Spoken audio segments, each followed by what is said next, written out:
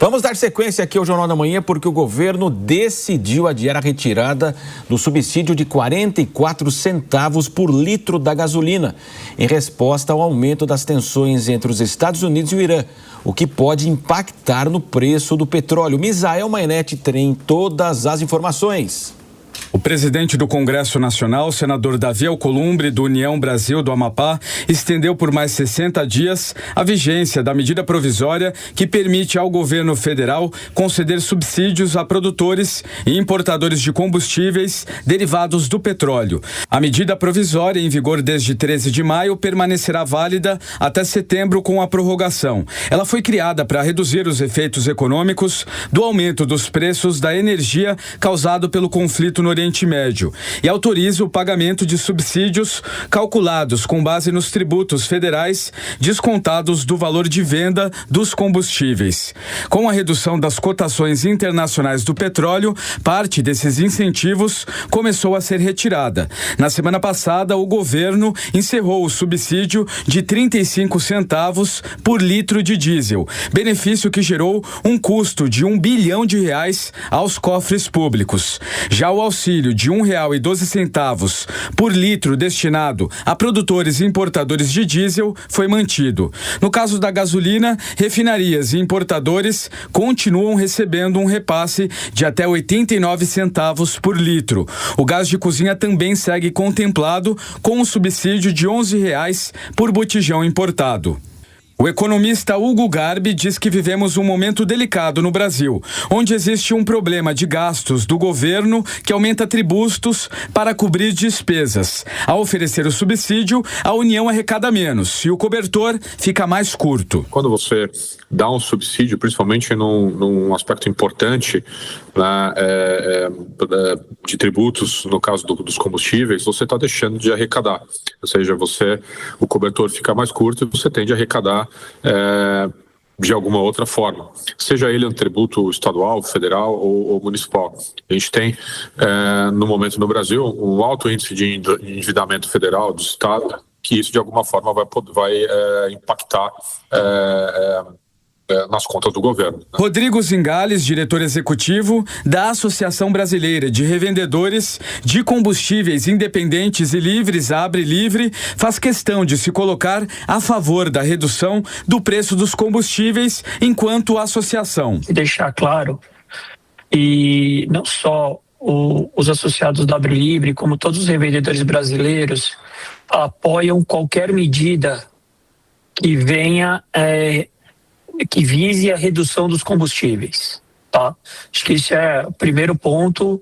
Por quê? Porque um combustível mais barato acaba gerando um maior consumo acaba gerando maior receita e, consequentemente, a chance dos revendedores aumentarem os seus rendimentos e os seus lucros. Tá? Rodrigo também pontua que nem toda a redução é repassada para os postos revendedores. Esse aqui é o grande problema que a Abre Livre, os sindicatos, a FECombustível, nós temos aqui levantado na mídia, para o Congresso Nacional, para o Executivo, que se vocês querem redução de preços na bomba, ou seja, para os consumidores, vocês têm que tomar medidas para quê? Para garantir subsídios, para garantir incentivos, para que o dono do posto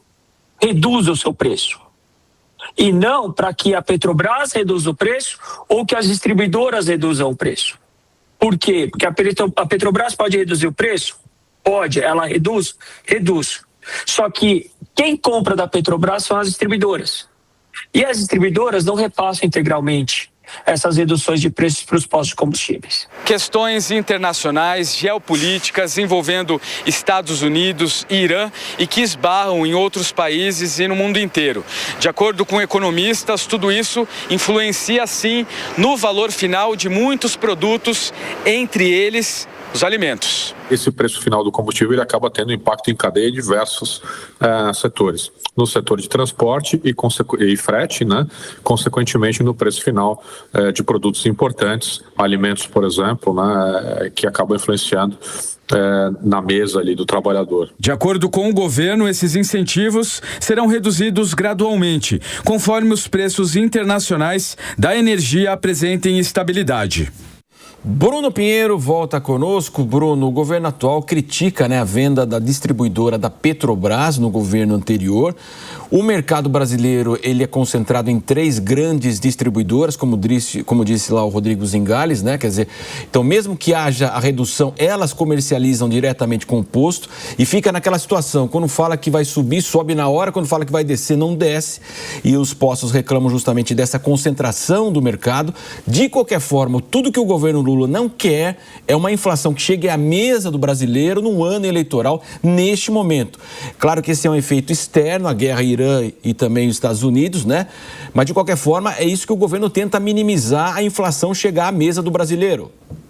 É aquela famosa a tempestade perfeita, Porque vem o conflito no Oriente Médio, o combustível sobe de novo, o governo dá um subsídio, porque se fizesse isso em um outro momento, sem esse conflito, seria chamado de ação eleitoreira, mas agora é visto como uma contenção, algo inteligente por parte da equipe econômica do governo federal, porque automaticamente, quando o combustível aumenta, a gente vê que isso reflete diretamente, não só no combustível, mas no supermercado. A gente tem uma dependência total em relação aos combustíveis, tem um grande déficit na relação de infraestrutura sobre as ferrovias, então tudo que chega ao consumidor ou ao supermercado vai sobre rodas, ou seja, depende do custo do combustível, dos caminhões, dessa mercadoria chegar. Isso é repassado automaticamente em uma velocidade absurda para o consumidor. Então, isso só não pode